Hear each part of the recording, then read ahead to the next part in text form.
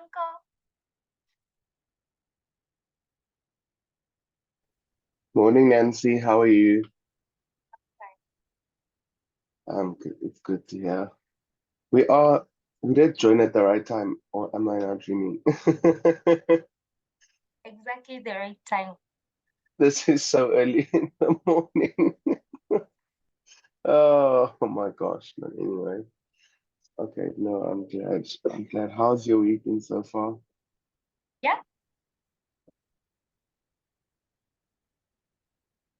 Sorry, come again? you're saying Oh no, I was saying, how's your week so far? it's fine. Just a little bit busy. Um,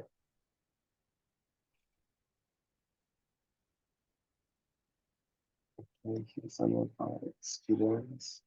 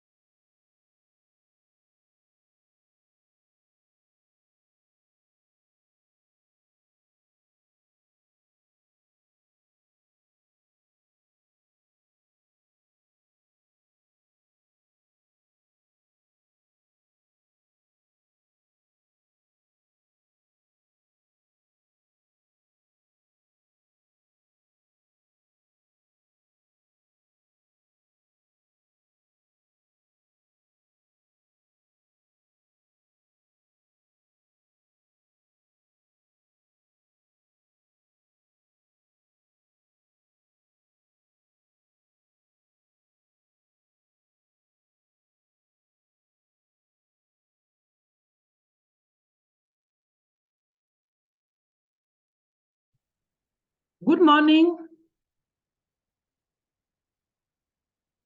Morning, everyone.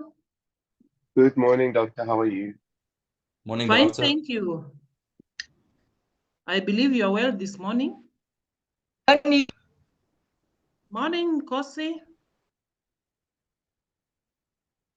Yes, you are only 9, so 9 of you have joined. So let's just give them around 3 minutes. So we begin by 8:10, eh?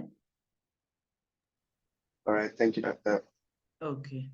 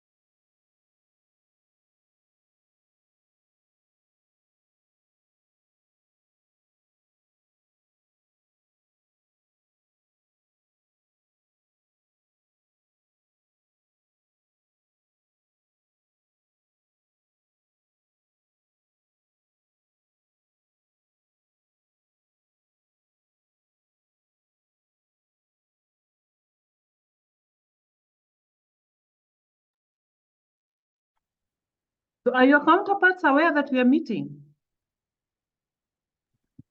Are they really aware that we have a meeting this morning? Doctor, they should be. I'm not aware of load shedding as of yet. So Mhm. I don't know. I think if they're not here, I think there might be a potential clash with the food policy in this morning's time slot as well. Ah, okay. So that makes it tricky, eh? So it means Yes, they'll be doctor. missing the Tuesday classes, eh?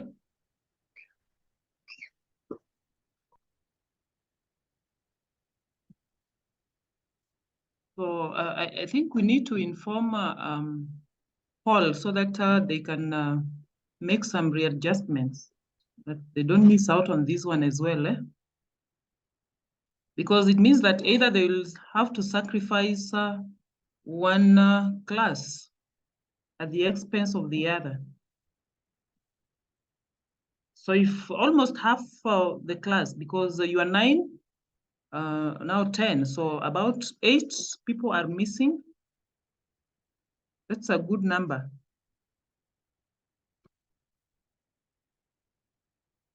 But anyway, I think we can begin, eh? Yes, In the doctor. interest of time, we can just begin so that we don't waste much time. So I believe that you've had a wonderful, break. We were not able to meet last week, eh? Because of the holiday. So the South Africans, did you enjoy the holiday? We still ended up working, but I did Yeah. think it was a nice break. You ended up working, eh? Yes, doctor. So he would have even met, eh?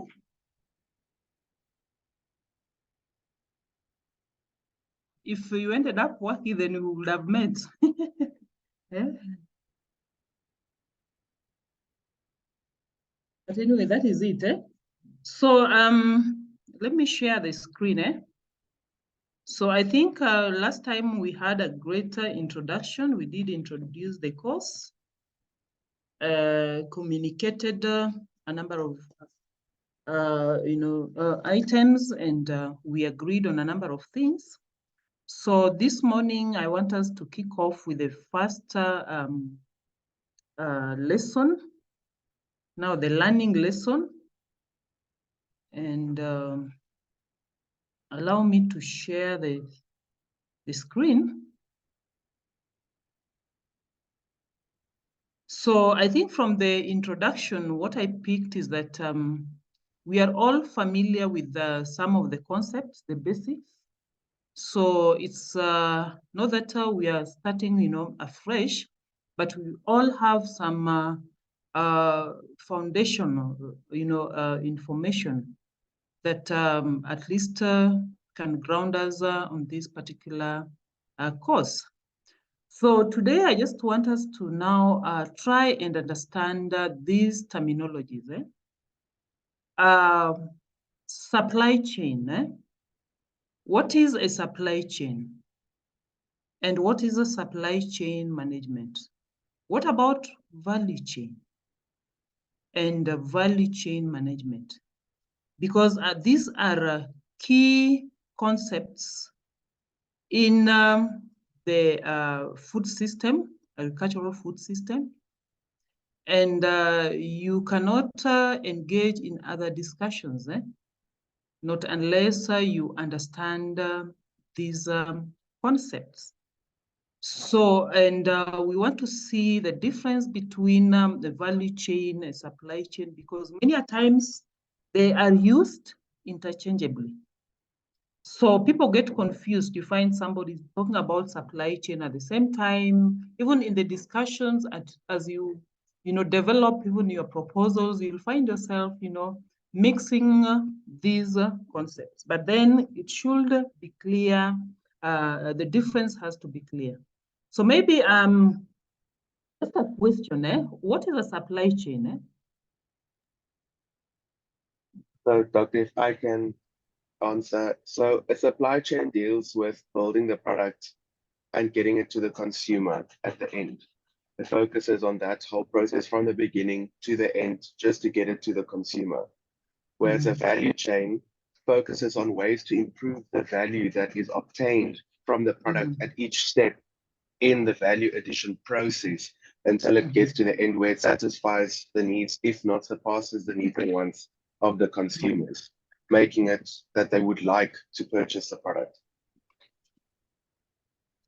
Okay, anybody with a different, thank you very much for the elaborate explanation. Anybody with a different explanation or definition?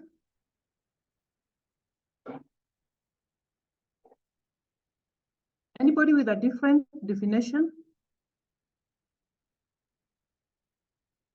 So do you all concur with him?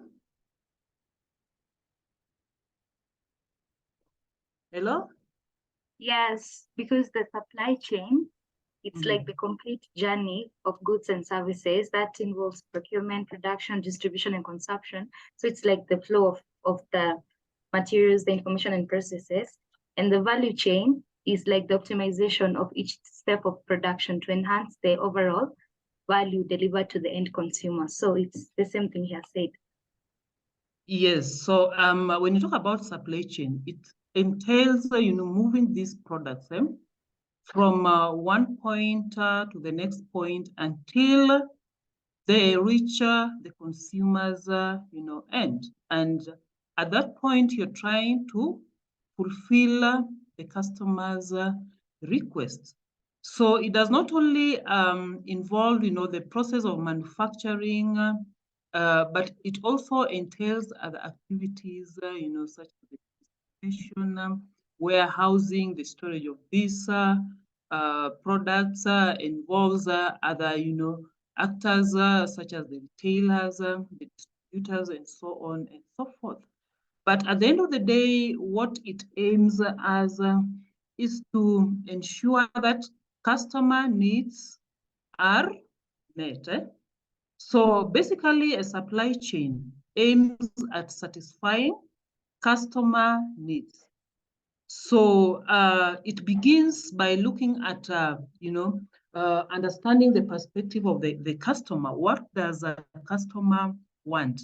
And then you try to fulfill all that. So as the products flow through the chain, of course, there's also the flow of information, the flow of funds at different stages, isn't it?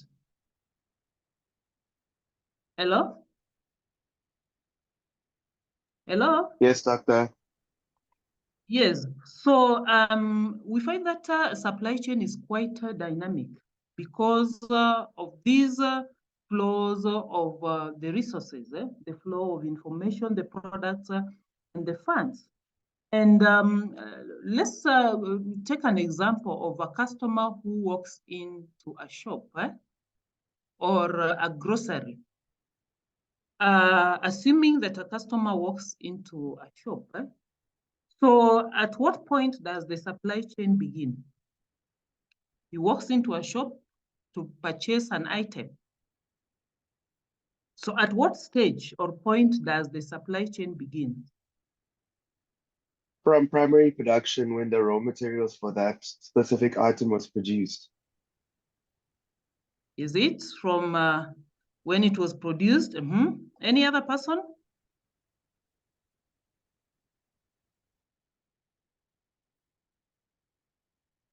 Any other person? At what point does the supply chain begin? I'd say retail or the wholesale goods. They have walked to a shop, so it's like a finished product they're getting. So normally, supply chain begins with the customer's request or desire for a product. And that is why you find that based on the customer requests or needs, manufacturers, companies they redesign their products, they rework on their processes, and many other things, so that all this can aim at meeting the expectations of the customer. Are we together? So once they've understood that, then now they can embark on production. Because the current, business space is totally different from the traditional business space, where, people used to produce and supply to the markets without understanding the customer's perspective. So right now, it is not just supply driven, but it is demand driven approach. The approach has totally changed. You don't just produce to market, but then you first and foremost take care of the customer's interests as you engage in production. So in a supply chain, customer is a very, very integral part of the chain, because that is where the stage begins, or the chain begins at, looking at the customer before you embark in other activities. But at the end of the day, you will find that these activities or stages are connected as the information flows across the chain, as the product flows across the chain, even as the funds flow across the chain. So there's a lot of engagement back forth, isn't it? Are we together? Yes, doctor. Yes. Yes. So that is what a supply chain is all about. And what is the objective then of the supply chain? What do you think is the objective of the supply chain?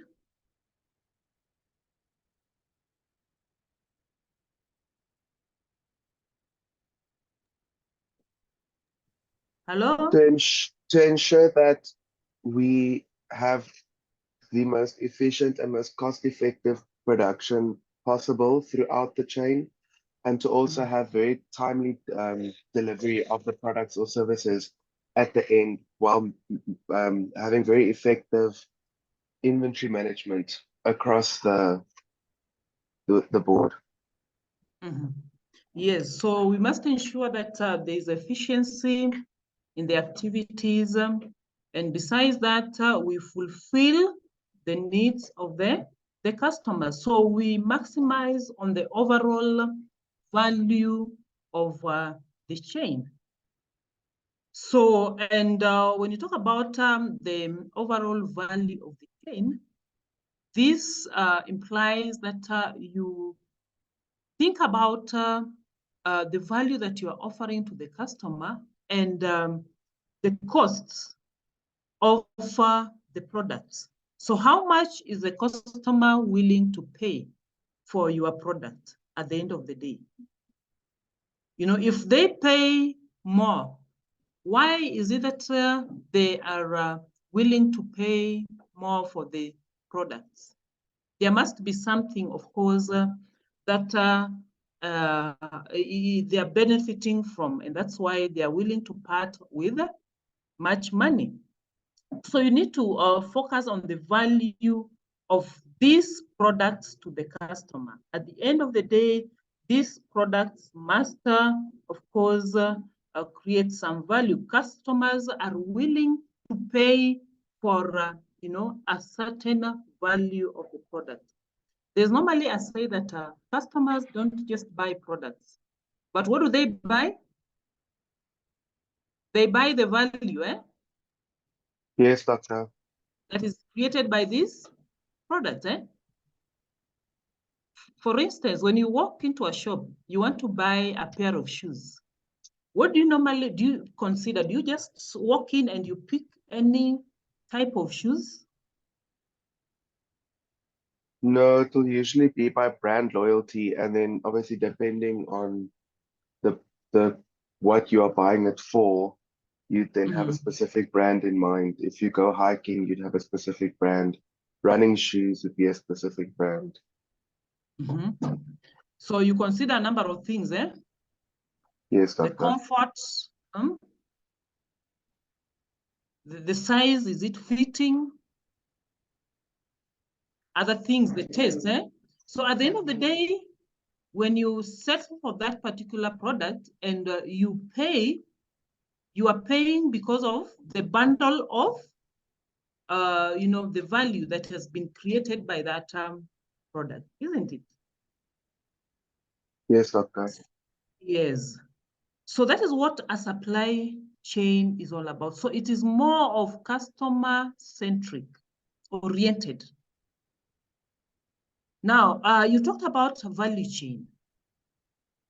So, of course, this is the process in which now the businesses, companies, organizations, they receive raw materials, they transform these materials to a more usable, products through value addition until they create the finished product which is ready for sale, to the consumers. Again, it is also a set of interrelated activities that normally businesses or companies use or apply to create a competitive edge. So when you talk about a competitive edge, have you guys learned about, Porter's model? I'm sure you are aware of Porter's model, eh? Yes, Doctor, we have heard about that, yeah. You are aware of it, eh? Yes, yes. Yes, so and of course there are different ways that Porter has pointed out in which we can add value to the products or be competitive. And of course, value addition is one way of enhancing competitiveness. How do you set yourself apart from your competitors as an entrepreneur, as a businessman or woman? So at the end of the day, we need to add some value, not just to the products, but also to the processes and other activities. Are we together? Yes, Doctor. Yes, so value addition and creation can be achieved in various ways, in various ways. So, and in this case now, it is more of trying to come up with a product, focusing on a product which will create a value or will add value at the end of the day to the customers.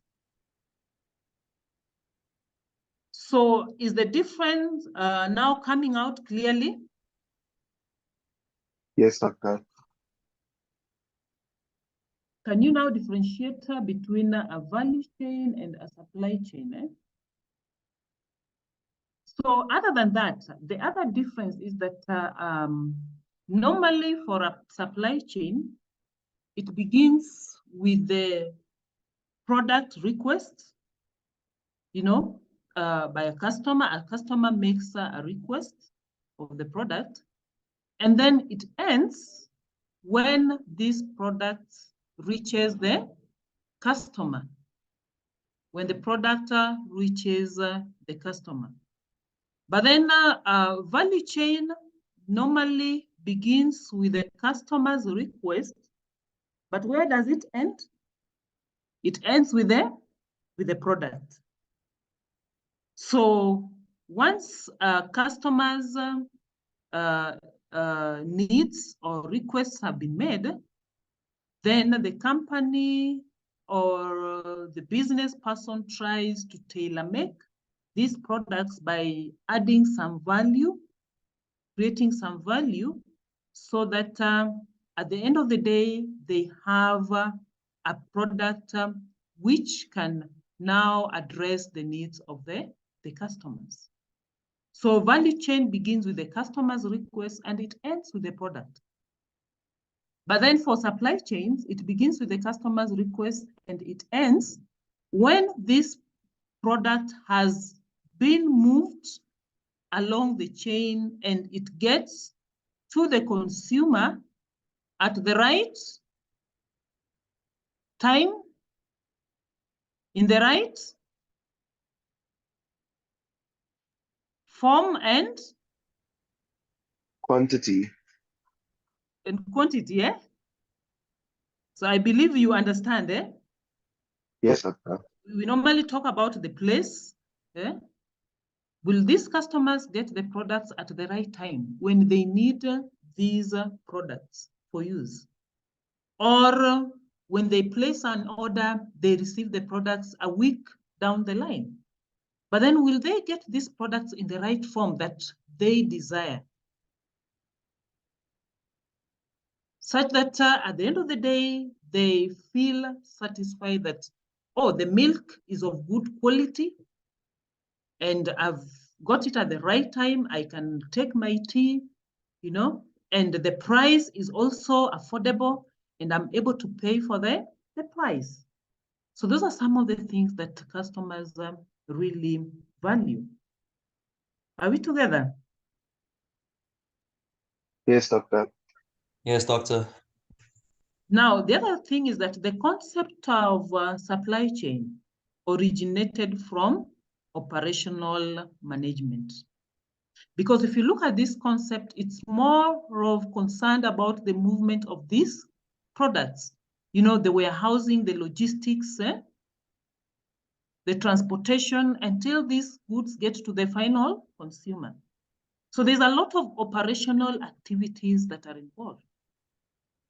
But then value chain is derived from the business management perspective. Because as an entrepreneur, you want to maximize on your what? What do entrepreneurs normally aim at? Your profit. Making profit, yeah? So how do they make profits? By creating... By maximizing revenue and decreasing their costs. Yes, maximizing on revenue and decreasing the cost. But then they also need to think about competition, isn't it? Yes, Doctor. They need to think about competition because looking at the current, trend, there is a lot of competition. Competition is real. And for you to be able to survive in this competitive world, then as an entrepreneur, you also need to up your game. You need to set yourself apart. And how do you set yourself apart? Your processes, your products, you need to add some value and create some value. So that if you are both selling milk products, yogurt, what will make one customer walk into your shop and not the other shop, your counterpart's shop?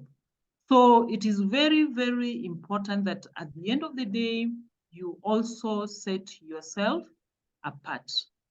So that's another difference. For supply chain, it's more of, it originated from operational management because of the operational activities that are involved. And for value chain, it is derived from business management. So up to that point, are we clear? Yes, Doctor. So it is very important that if you want to make decisions, then which are sound, which are feasible, which are reliable, you need to understand the economic activities, and this concept, so that as you engage in production, as these products move along the chain until they get to the consumers, you clearly understand the different aspects of the products and the services. And you are able to identify areas, potential areas of improvement along the supply chain and along the value chain. Okay. Now, I think from that now, it is very clear, you can clearly differentiate between value chain management and supply chain management.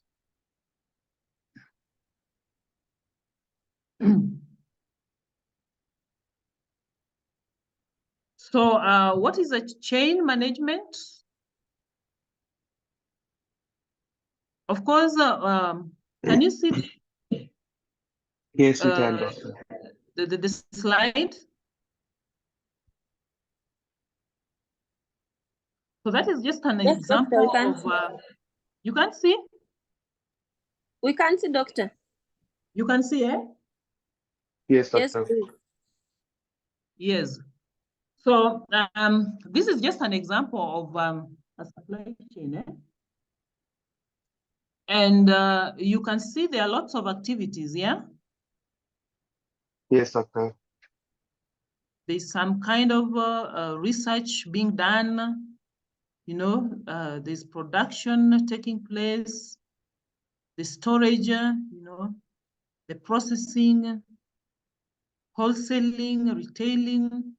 So you can see the products move along the different stages within the chain. And there are also a set of activities which are undertaken within the chain. Eh? Are we together? Yes, Doctor.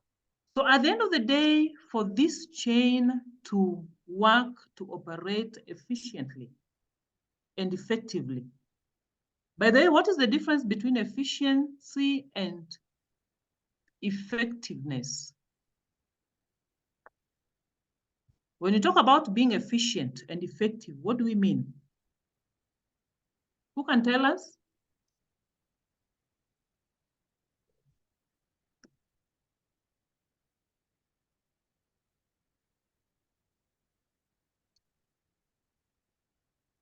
Who can? Doctor, I'll give it a bash. I'd say efficiency has more to deal with trying to, I wouldn't say necessarily minimize your inputs and receive like the maximum amount of outputs, but trying to use, I guess, as little resources as possible to produce, or how do I say it, get as much output as possible. Whereas effectiveness would kind of be more analyzing how an activity or business operation contributes, or how well it helps you to like achieve your objectives or your goals. That's how I see Anyone it. else? Thank you, Troy. Cool. Anyone else with a different opinion? Contrary opinion to what Troy Kyle has told us? You know, people normally use those terminologies, eh? The systems are very efficient, eh? They are effective, eh? You are able to achieve the set goals, eh? Within the duration that you desired. But then, of course, when you talk about efficiency, how do you utilize these resources? Eh? You try to maximize your output within the limited resources that you have. So you use these resources in a sparingly manner so that you maximize on your output. You minimize on the wastages within your systems. So I think, Troy, you got it right. Eh? For efficiency, we are more focused on how we utilize the resources. How do we combine these resources in a rightful manner without having some wastages, and at the same time trying to maximize on our outcome or output. So, but for effectiveness, you want to achieve your goals, your targets within the time frame which you had set.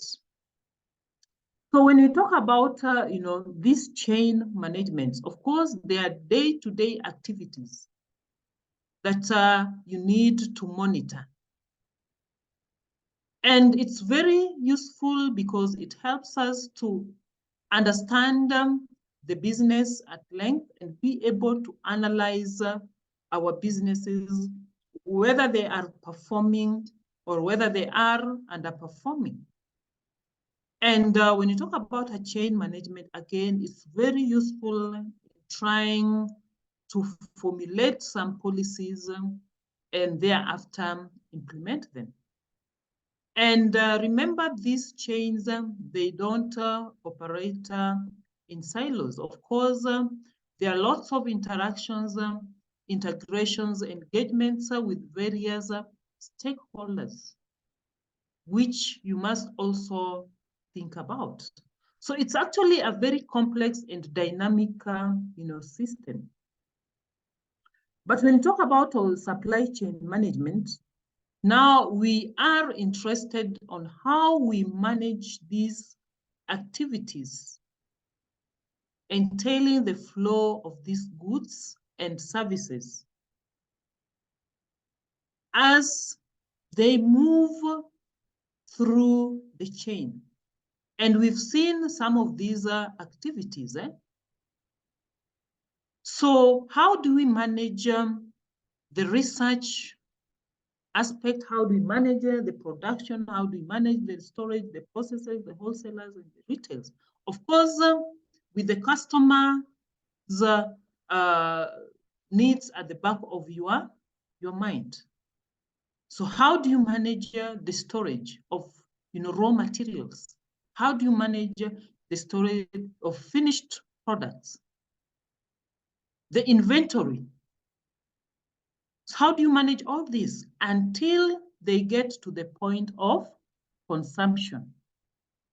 Because if there are lapses here and there, then it means at the end of the day, this chain will be disjointed and it will not be operational as it is desired. So if there are hitches at the production side, you don't produce what customers want. You don't produce quality products. That will, of course, compromise other stages along the chain. So it is the management of the flow of goods and services that are involved in the movement of what? Of these products as they get to the consumer.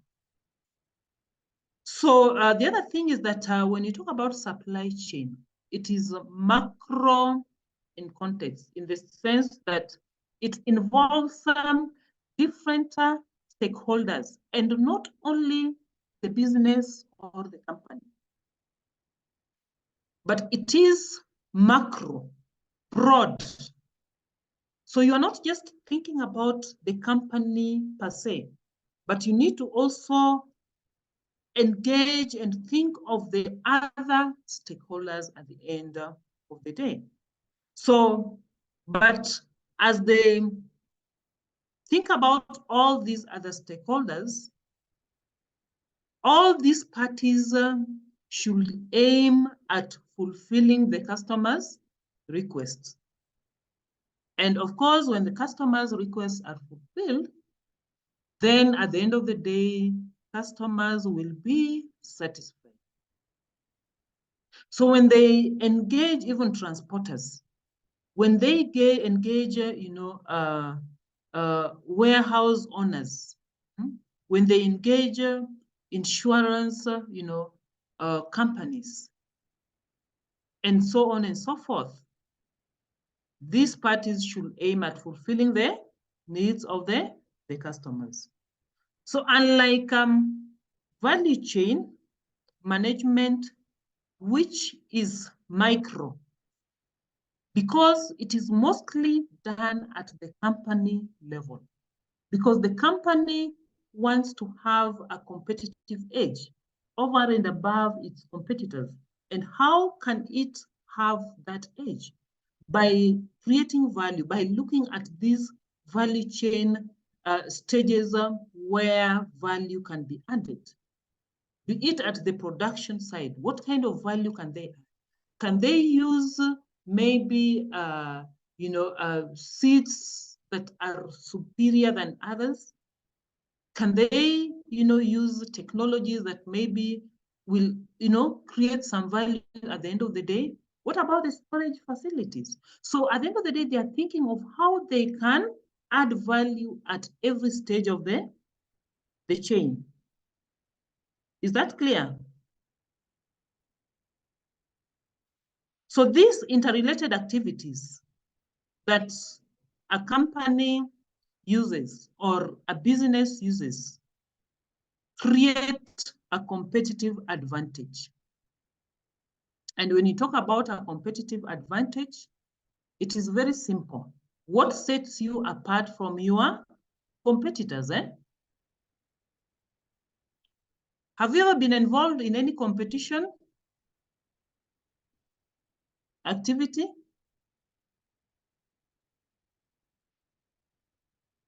Hanko, Yes, Doctor. you told us that you are a farmer, Yes, Doctor. So for me Is it personally, for commercial or just subsistence? So we have a stud component and we've got a commercial component to the farm because we farm on 1,200 hectares in the Eastern Cape. And then I've still got a little more intensive business on the side where I've got about 200-300 laying hens that gets the pocket money coming in for me. So do you normally add some value to your products, to your processes, so that you can be more competitive than your competitors? So Doctor, that is actually something that we're exploring at the current moment in the thoughts of expansion and so on for the future of the business. Because what we've noticed is for the people who are really successful in the current market, they've shortened the supply chain that they're part of in the sense that they excuse me, they have cattle and then they feed their calves and then they slaughter the calves after they're weaned. They cut up the carcasses and then they sell cut portions of meat straight from the farm to specific customers, and they've actually reduced or they've actually increased their income 3 times to that we get by just selling our calves to other people. So not at the current moment, to answer your question, but what we are doing with our stud component, we are breeding bulls and we are breeding stud quality animals that also increase our income, which is obviously adding value to that the people want around us. So at the end of the day, even the price value is different, eh? Yes, the moment they hear that it's a stud animal, you can track the genetics all the way back to wherever the breed originally originated from. We can tell you all of the information about milk production, meat production, all of those details and so on, based off of all of that information that we have. And we track it meticulously throughout the growth of the animal. We weigh them every week so that we can actually give you proper statistics of the growth that they've experienced and what you could potentially expect. So, yeah. Okay. No, thank you for sharing with us, eh? No worries, Quite interesting. Sibongile, eh? Sibongile, you are also a farmer, a serious farmer. Soon I will be doctor. How are you this morning? I'm feeling good. I'm feeling good. Thank you, doctor. Now talk to us, eh? Yes, doctor. Do you produce for subsistence or for commercialization? And how do you, add value? How do you set yourself apart from your competitors? For now, doctor, I am not producing, so I really don't have much to contribute in terms of the practicality of running a farm or a feedlot. Okay. Thank you. Who else is involved in production and commercialization of agricultural products.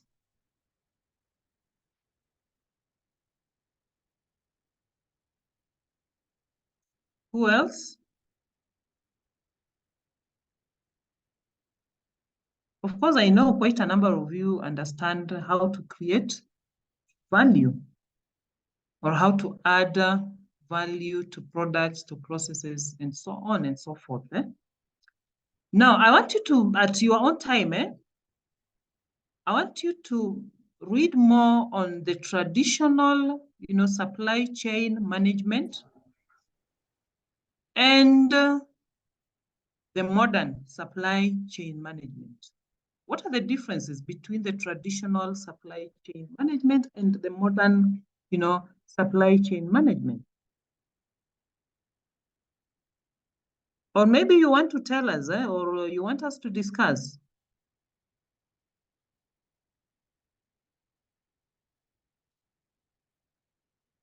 If you flash back, 20 years or maybe 10 years, I don't know whether some of you were born by then, 20 years ago, try to figure out how the supply chain looked like and the supply chain management and the operational activities.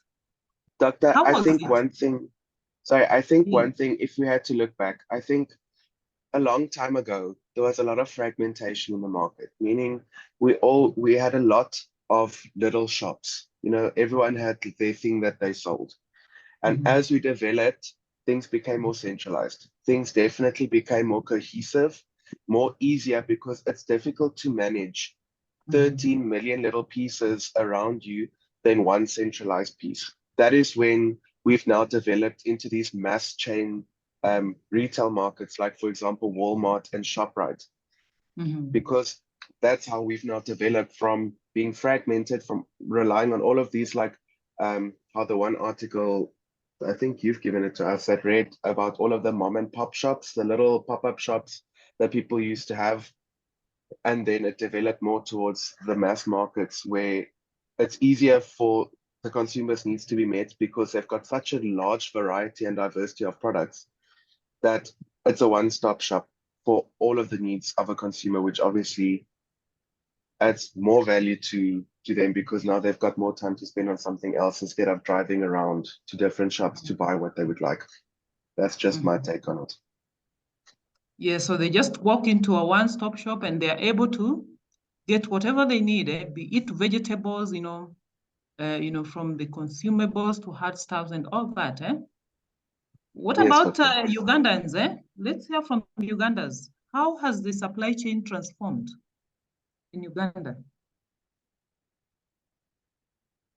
What are some of the traditional experiences and the modern experiences? Ugandans, are you in the house?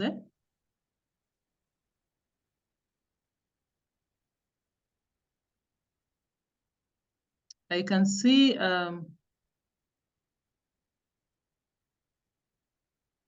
Mercy.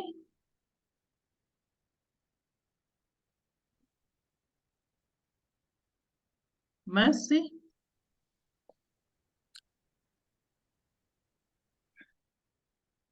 Mercy, you are around?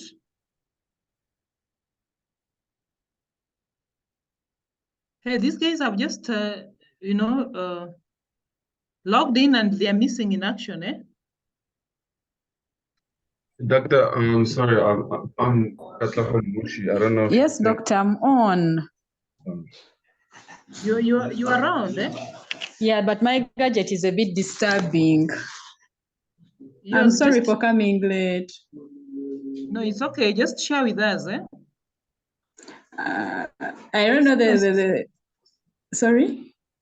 Just when you flash back, try and flash back 10 years ago or 20 years ago. Okay. How was the supply chain then? How was the outlook of the supply chain?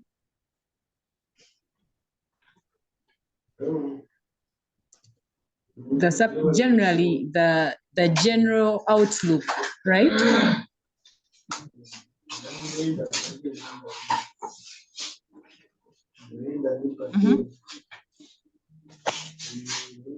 For example, I'm sorry, I've just joined in and I'm tasked to speak something. So you don't know even the discussion. You don't know what we are talking about, eh? I have really just got online. Oh no. So I think I want you at your own time, eh? Okay. This is an assignment that I want you to share. Read on the traditional supply chain, and there's a lot of noise. I don't know whether it's from your end. Is it coming from your end? So I want you to read more on the traditional supply chain and the modern supply chain. What is the difference? Point out some of the differences in terms of the operational activities, in terms of the way they were coordinated, in terms of even the actors that were involved, and so on and so forth. So I think that will be the first sharing in tomorrow's class. When we meet for tomorrow's class, we will share that before we proceed to the next class. Now, the other thing that is also important to point out is that we have got different types of chains. We have got the buyer-driven chains and the supplier-driven chains. So what is the difference between a buyer-driven chain and a supplier-driven chain? Who can tell us the difference between those two? A buyer-driven chain and a supplier-driven chain.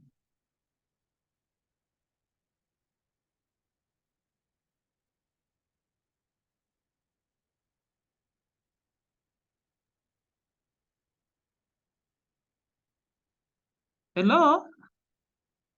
Are we there? The buyer-driven chain, it is shaped by the demands and preferences of the end consumer. So it prioritizes on stuff that the consumer wants, maybe quick responses, the changing trends, the consumer needs, stuff like that. But for the supplier, it focuses on cost efficiencies, stable production. It's what the supplier maybe thinks is efficient for their production. Okay, thank you for the trial, Nancy. And any other person who wants to try?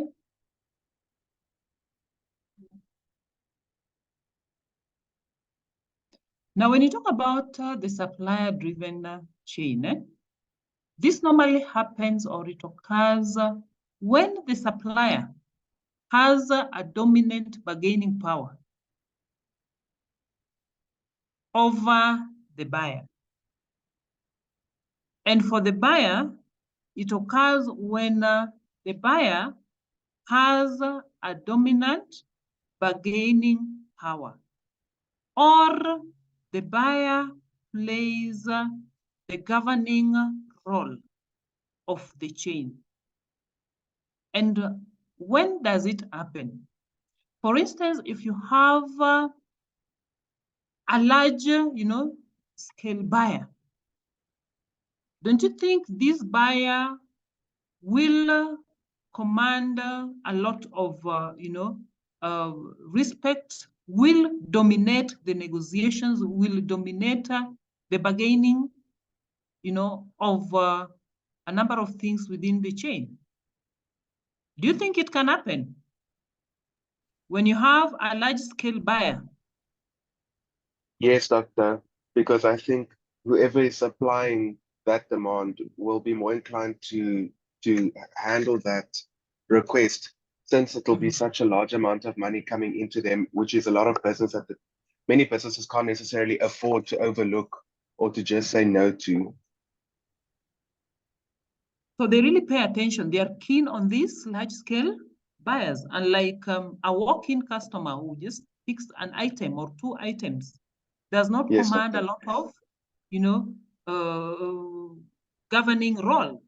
But if they have large-scale farmers, these persons who want to buy in bulk, in huge, and they want to bring in a lot of cash, then they will dictate a number of things. They will dictate, the quality of the products. They will dictate the prices. They will dictate, the place, the transportation mode, and many other things.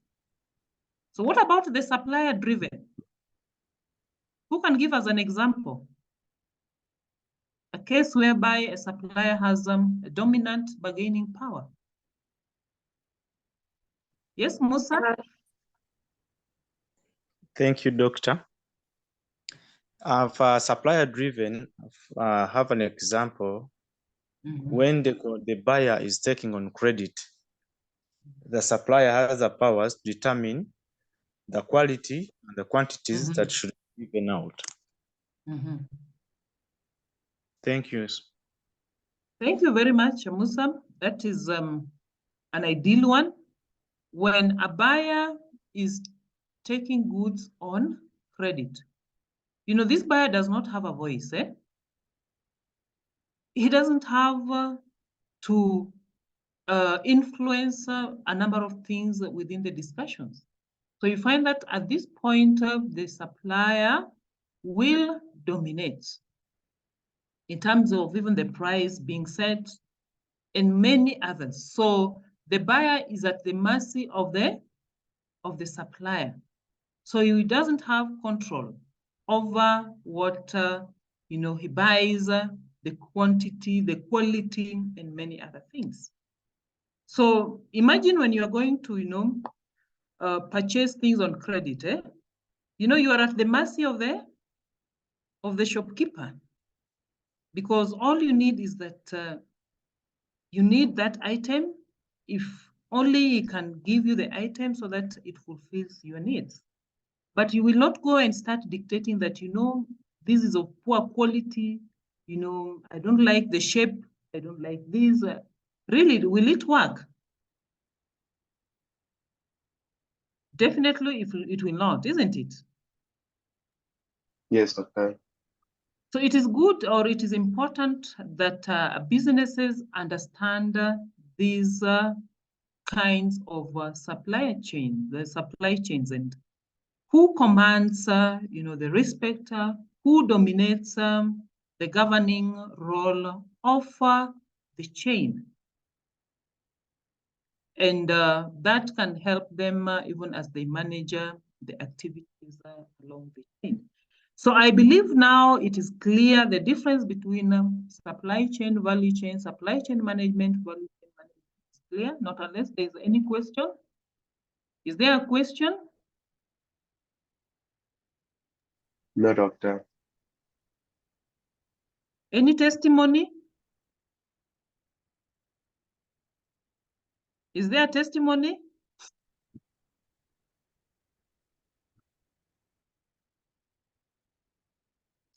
The other type of value chains are the food versus industrial value chain. What is your understanding between the food and the industrial value chain?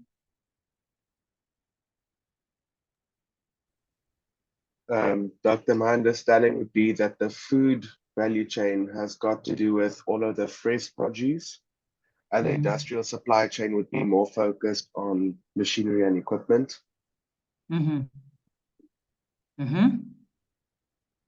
Machinery and equipment. Food, we are focusing, on the food products.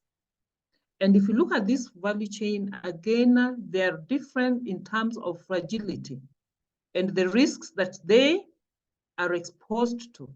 If you look at the industrial value chains, do you think that they are exposed to similar risks as compared to, the food value chains? Are the risks similar? Is the chain sensitive to a number of things? Not necessarily, no, Doctor. No, because I would say the food value chain is way more fragile due to the biological nature. So obviously, the food can go off if it's not stored. If there's a malfunction of a fridge, thousands and thousands of rands of stock can go to waste very quickly. Whereas with the industrial side, metal can't go off. That, however, in saying that, they are still susceptible to their own levels of risks, because if, for example, there's something goes wrong in the food value chain, and now all of a sudden there's no more demand for machinery and stuff, then they're also sitting in a little bit of a tight spot, because if they make specialized machinery for specific value chains or other supply chains, they're kind of stuck, and then they also don't necessarily have a market. So but I do think food value chains are a little bit more fragile and they don't face the same risks. So they work hand in hand, eh? They need one another, eh? Yes. At the end of the day, they need one another. But then you find that the food value chain is more fragile, is risky, because, you know, we are dealing with the, you know, food stuff, eh? We are dealing with perishable products, highly perishable. And some of cause of these characteristics, like the biological nature, the seasonality nature of these, you know, products, among many other things, makes that chain to be slightly unique compared to the industrial value chain. But of course, those are some of the factors that you need to figure out, think about the innovation, the buffer stock, the information technology. How advanced is it? The number of buyers within these value chains. We have the small number of buyers, you know, for the industrial value chains compared to the food value chain, whereby the number of buyers are quite enormous. The market power shift to the retail and the globalization. And I think, let me give you an example of the Kenyan scenario, whereby, you know, people are really moving to the, you know, the supermarkets, and you find that before we could buy stuff like vegetables, you know, the fruits from these open air markets, the local markets. But right now you walk into the supermarkets and you'll find that these vegetables are well stocked. They're working with the farmers. They have contractual arrangements with the farmers. And right now, when I'm from work and I'm in a hurry, I can get everything within the supermarket. So the supermarketization has really made a lot of changes within these chains. Again, when you talk about globalization, you know, people moving across different countries, marketing their products across different countries, the interactions within various actors across the globe has again, you know, contributed to a number of dynamics within this value chain. So these are some of the things that you need to just think about as we talk about the food versus the industrial value chains. So that was just an example of a supply-driven chain and a buyer-driven chain. So if you look at the supplier-driven chain, look at the traditional supply chain. Look at the demand-driven supply chain. So of course, the traditional supply chain, this is where we have the supplier-driven chain.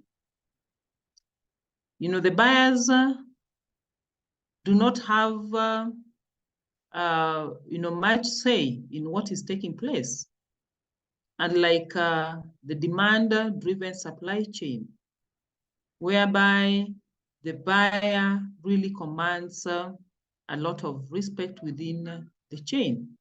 So what can you notice on that, you know, slide?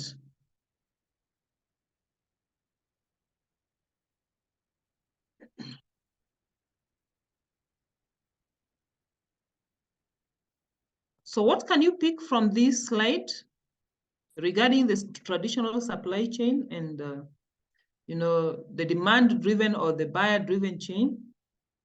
One, I see there is the reduction in days. We have the total days at the above is 10 to 18 days, and the other one is less. So the traditional supply chain, the number of days, a bit lengthy, will take between 10 to 18 days before the product gets to the final consumer. But Yes, for this Doctor. other one, the time frame has been shortened, taking about 4 to 8 days. And why do you think so?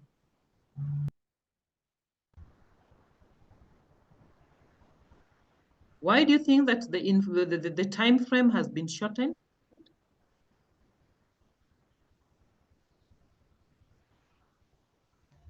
Real-time information, because of technological advancement. You don't have to send a telegram, or use other means of communication that will take quite some time. Right now, you just drop an email, Yes. to a supplier. You just communicate via WhatsApp. You can place your order, and within a very short time, already you have initiated the process of the transactions. Unlike before, people literally used to travel to the countries, assuming that I'm, involved in some business. Maybe I'm selling clothes, and the second-hand clothes. So it forces me to go and negotiate with the supplier. If the supplier is based in Germany or is based in South Africa or wherever, I'll have to take a flight, to Europe. We engage in negotiations. I make some payments, and then I come back with my goods. But right now, what happens?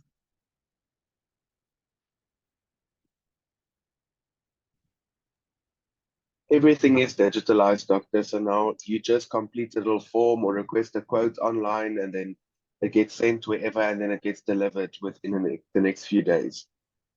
Yes, everything has been digitalized. You just place a request, and they will receive it, real time. They will respond to your requests. They will confirm a few things. You are able to make payment, online. And within a very short time, you have your goods. So that is what has actually shortened the supply chain. So the information is flowing pretty fast. Even the product flow, we have got now different means of transportation. Air cargo, they're able to, send the products within a very short time, within a day or 2 days, they have landed in your country. So unlike before, where there were so many delays, so we can see that there's a lot of effectiveness. And even in terms of efficiency, you don't have to, spend so much. Instead of traveling physically, you just, place the order and you do the transactions at your comfort in your house, isn't it?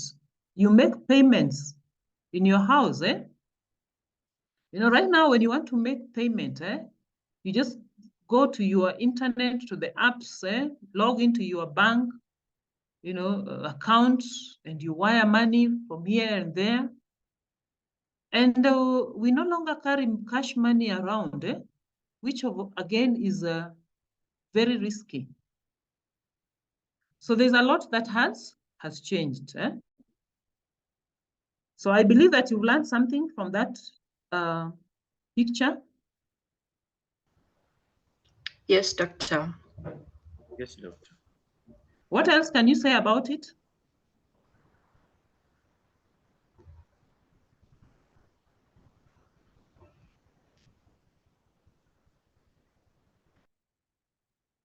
that at each level of production, at each level, or at each process, there's a lot of communication information transfer between the demand and the supply chain side. Yes. There is a lot of communication ongoing, eh? It is not just a one-way traffic. You wait for the communication from that end, but you can see the flow of information across, eh? So, sometimes, a customer places an order, he communicates what he wants. The supplier also communicates. They also communicates with other people within the chain to confirm a few things. So you find that the flow of communication again, of information again, isn't some work within the supply chain. Okay, so I think that is it. So any question as we move now to the global value chains? It's also important that we understand the global value chain. Anything before we move to global value chain? No, Doctor. So what is your understanding when you talk about the global value chains? So we are not just narrowing to the local, but we've gone global.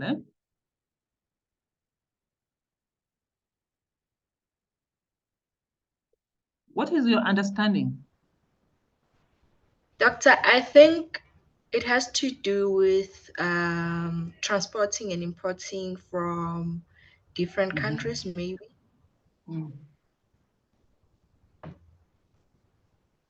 Yeah. Exporting and importing, Yeah, from different countries, maybe South Africa to China or whatever. So we are now opening up the transactions, not limiting ourselves just to the local, customers, buyers, suppliers, but then we are opening up to the other spaces across the globe. So, and we've seen how global value chain has actually shaped the international trade and the flows of these trades at the end of the day. But then there are lots of things or fundamental changes that have really shaped the face of these global value chains. Why, at what point did people start thinking of global? What is it that made people to think of going global? There are certain,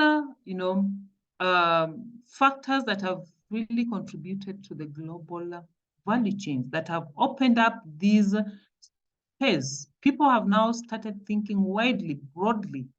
They are not just thinking of the local customers, but then thinking of, global customers as they tailor-make their products. They are not just focusing on the locals alone, but then they are also thinking of the other customers across various regions. So we find that there's a lot of trade taking place between China, African countries, China, and Europe, Germany, US, and many other countries. So what are these fundamental changes that have really contributed to the, global value chains? Doctor, would it not be the fact of the internet, the improved air travel and sea travel with all cargo shipping and fast shipping through airports and everything else? The improved air travel, the sea travel. Right now, people can easily, move across the globe. People can ship their products. They can transfer the goods with ease. What else? That trade liberalization in the concept that most of these governments are reducing the trade barriers. We're seeing them signing day in, day out that there's openness in the global markets. Yes, there's a lot of activities taking place, especially when it comes to the signing of these, treaties and all that to open up the space. So, and we find that there's a lot of now trade liberalization, the regional integrations and many other things. And this And has also- also opened the space. Yes, Pokane? So sorry, Doctor. I thought you were done. I wanted to say that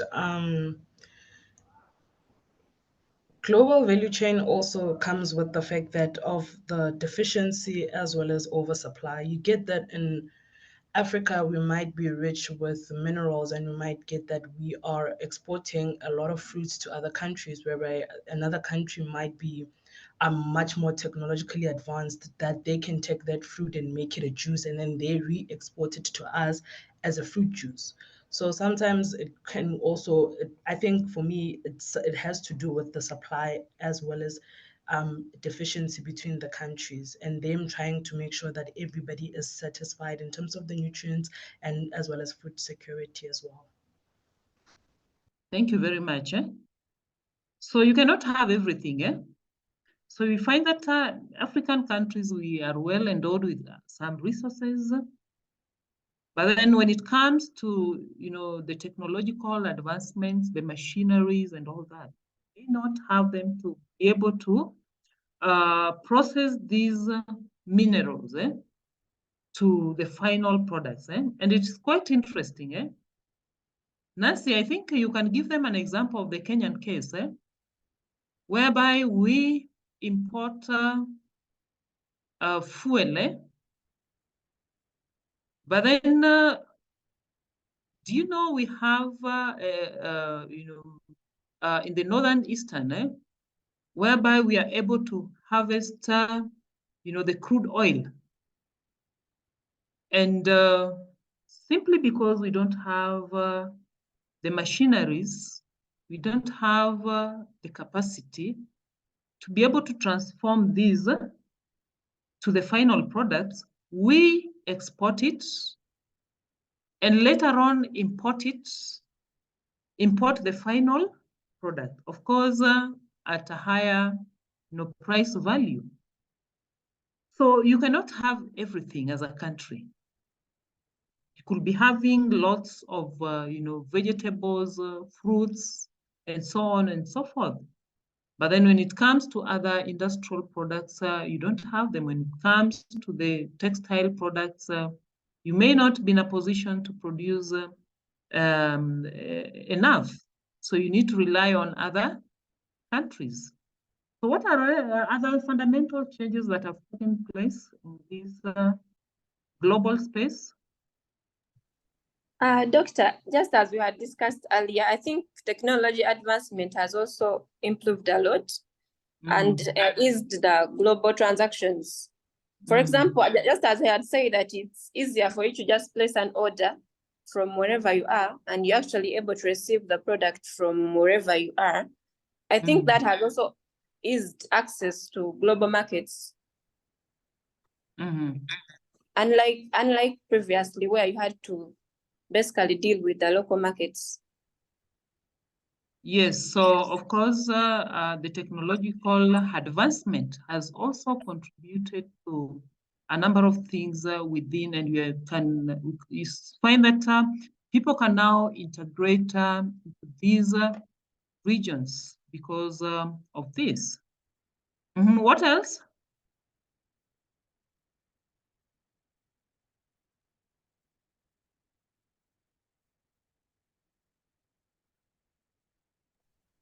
Then I think Yes, Alice. Sorry for that. Sometimes there is a lot of surplus production compared to the local market that is willing to consume the products. So you find that these producers or the suppliers tend to look out for markets beyond their local, maybe within the country. They tend to look beyond that so that they are able to sell off whatever they have produced. For example, Yes. here in Uganda, we do quite a lot of exportation of coffee. Mm. Although we do also the processing here, but the local market cannot consume all the coffee that we produce. So you find that the farmers tend to actually export a lot of the coffee to other countries. And as one of the colleagues had discussed, that you find that they will process it and then re-export it actually to Uganda. And So you I buy think it, of course, at a very very higher high, price, yeah. eh? Yes. Mm. But you know, the farmers cannot help it because the local consumption cannot, like the locals cannot consume all the coffee that is produced. Yes, so what do you do with the surplus? Of course, you need to find a market for this surplus, eh? I know Kenya, we produce a lot of, flowers, eh? Our horticultural sector is quite vibrant, eh? But then, do we really appreciate those flowers as the Kenyans, eh? Not that much, eh? Rarely do we, use these flowers, eh? But you find that in other countries, like in Europe and other countries, they value flowers, eh? Flowers symbolize many things to them, and they really value the flowers. So what do we do with the flowers, the plenty of flowers that we have here in Kenya? Of course, we need to find a market for them. And therefore, we need to explore the global markets. So I think at the end of the day, when you talk about the global value chains, so it entails or encompasses all the activities that are needed, again, to bring a product or service from conception and design through the intermediary phases that it passes of production until it gets now to the final consumer or the market that is beyond the regional market. So it is very broad, and that is why sometimes, when people think of a research area, they normally just focus on the local value chains or regional value chains, because we find that a global value chain is quite broad and entails a number of things. Because, when you're going global, there are different cultures, there are different tastes and preferences, there are different policies, and many other things. So you need to customize these products to suit that region, to suit that market. You need to understand the nitty-gritty things, the dynamics within these regions. What do these people love? What are their preferences? And that is why you find that there are certain markets like the EU markets, penetrating those markets, you must be very, very cautious and do what they require, comply to their needs, to their requirements, the standard requirements. You don't just market or deliver any product, but then you must adhere to the standardization requirements. So, and that is why it is a bit complex. The global value chain is normally more complex compared to the local value chain, because now we are dealing with many issues, the political issues, and so on and so forth. So is that clear?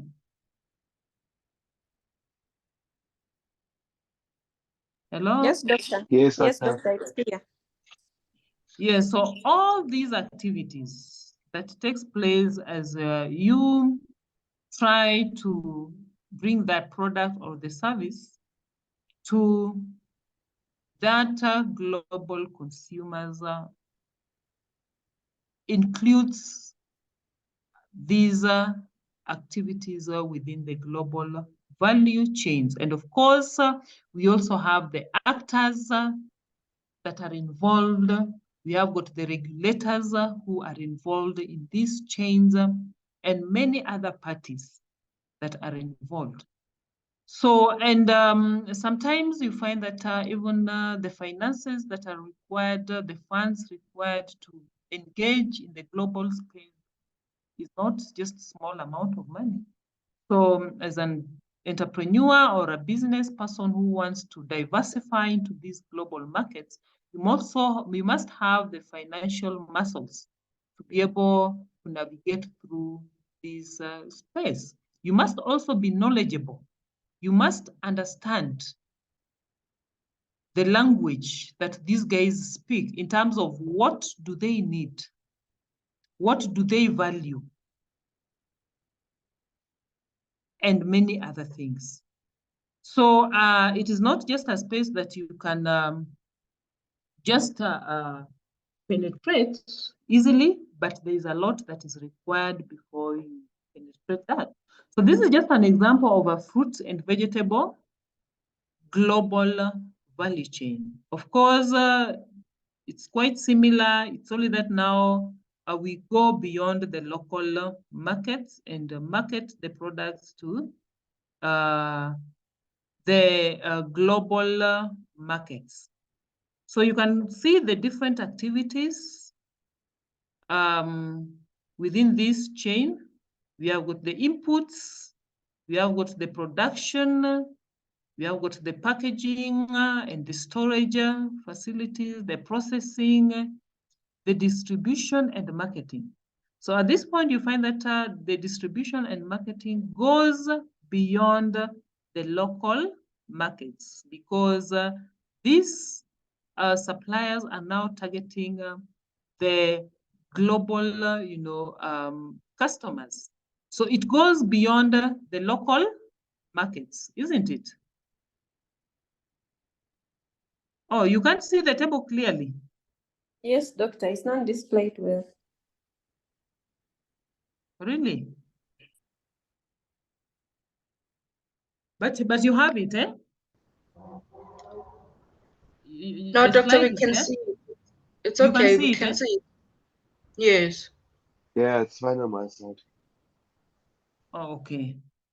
So looking at this chain, you already see that there are lots of activities and different nodes of the value chain.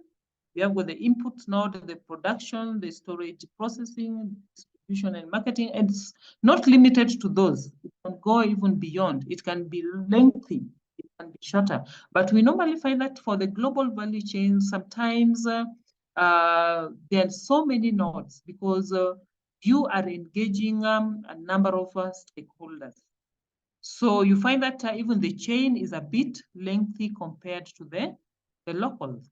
But then again, sometimes we find that it can also be short because let me give you an example of a product that is currently being targeted for the global market here in Kenya. We have the avocado, the Hass avocado. I don't know whether this menace about Hass avocado is also in other countries, South Africa, Uganda.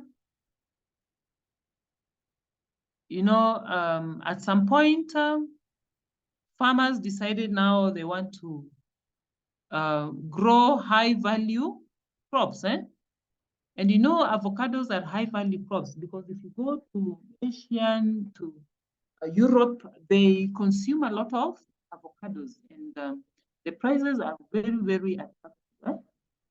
So instead of farmers marketing these products themselves to the global market, they have organized themselves into groups, cooperatives, where they collectively, undertake production, and then they supply to a middleman or an intermediary or a company, and the company now, who is the link between these farmers and the global buyer, now markets these avocados to the to the global buyer, because some of the requirements are very, very tedious, and as a local, farmer, a smallholder farmer, they may not really meet those requirements, so it becomes very costly. So you find that a company can now do the marketing of these products at the end of the day. So in such a case, you find that the value chain, of course, has been shortened. But there are cases whereby farms or companies collect from farmers, then they transform these products, and they go through many processes before they are finally availed to the global market. So again, it is important that you just compare, as you do the reading, compare the local value chains. What are some of the dynamics? What are some of the activities? What are some of the governance structures within the local value chains that are different from those of the global value chain? Are we together? Yes, doctor. Is that Yes, clear? doctor. Yes. Yes, I remember last time I mentioned that we need to form groups, eh? Yes. I don't know whether you managed to create those groups. No, doctor, you're the one who said you want to come with a list. Did I mention that I'll come up with a list, or Sibongile Yeah. mentioned that we will? Huh?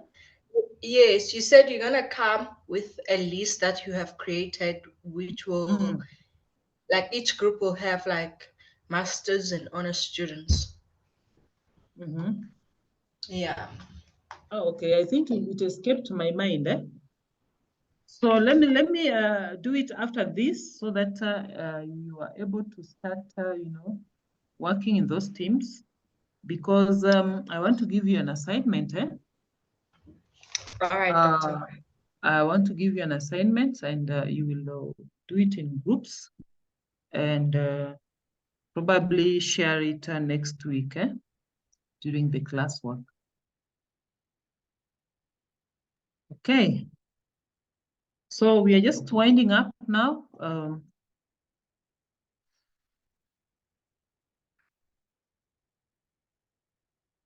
Now, these are some of the materials, reading materials, but you're not limited to only this, because there is a lot, by the way, that has been researched on related to supply chain, value chain, and the dynamics, the governance structures, the different actors, the coordination of activities within the chain, and many other things.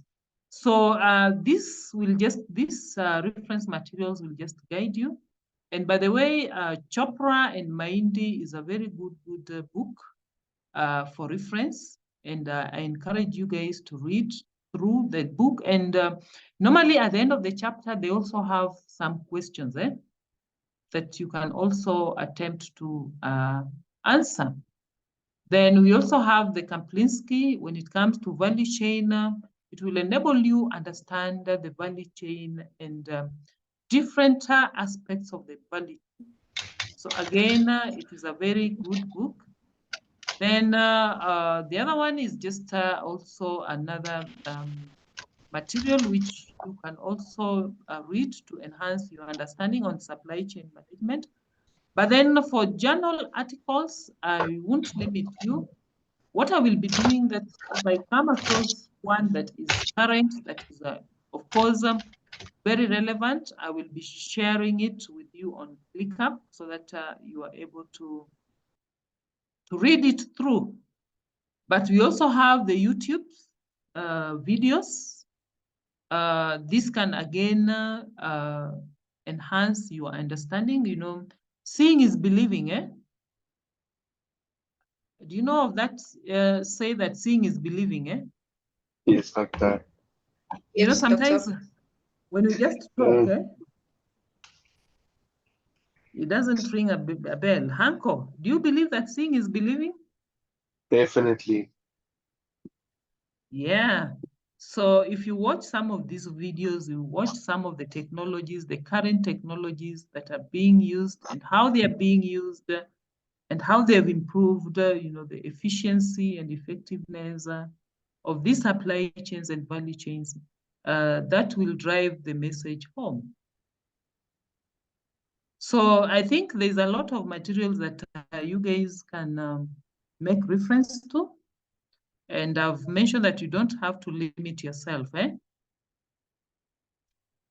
Do you normally use the Google Scholars? Google Scholars, when you're trying to scout for information or relevant articles? Yes, Doctor.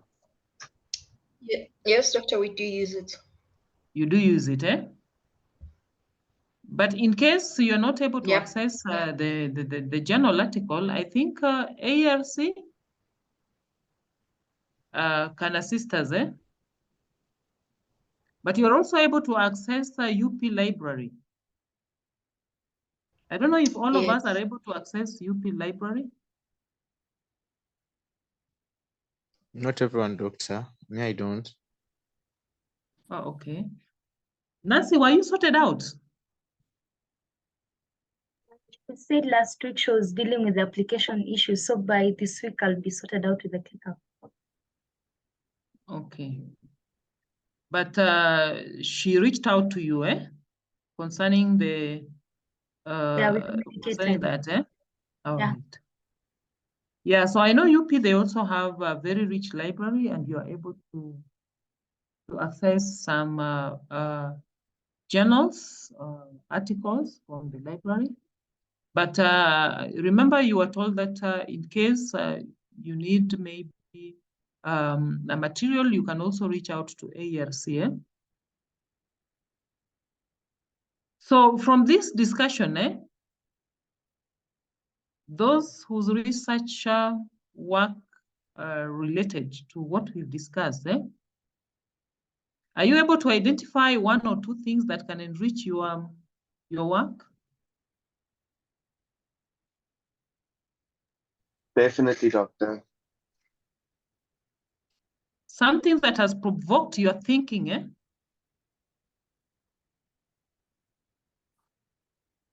Have you identified anything? I think it's just elaborated on some of the concepts that are commonly not really misused, but are used interchangeably, which one doesn't necessarily know yet when you start diving into literature.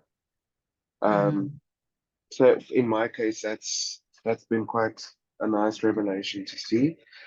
So yeah. Yeah, sometimes when people read your work and somebody comments that you need to be consistent, because you're using these terminologies interchangeably. You're just throwing in supply chain, value chain. Do you really understand the meanings of these concepts? So it is important that even when you focus on your research work, you need to understand the concepts clearly, and then you be consistent in the way you are using these concepts. So I think that is all for today. Not unless there is any question, not unless somebody maybe has a testimony, maybe there's something that you are doing which is related to what we discussed and you wish the other members of the team to also learn from. You can also share with us.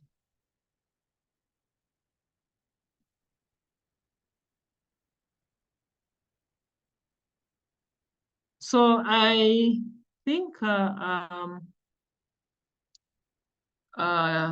can allow you maybe to, yes? Yes, Doctor, I have a question. Regarding today's assignment you left.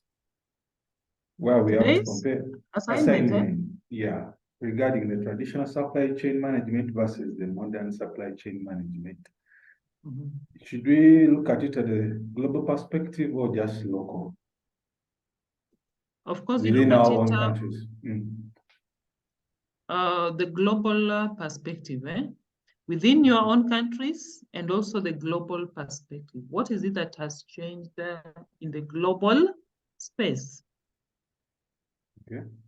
What is it that has changed within the local or regional space?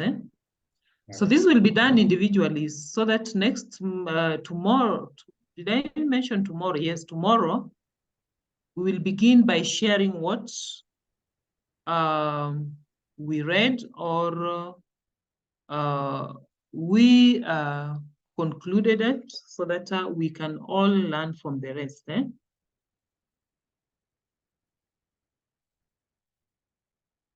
So it is for everyone, the assignment.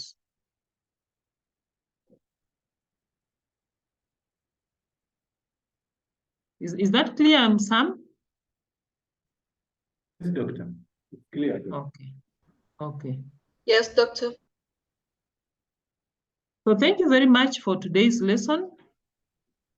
And last time I tried to check the Zoom recording for the previous. By the time I was checking, it wasn't there. But let me check if they've already uploaded it so that I can share it with you.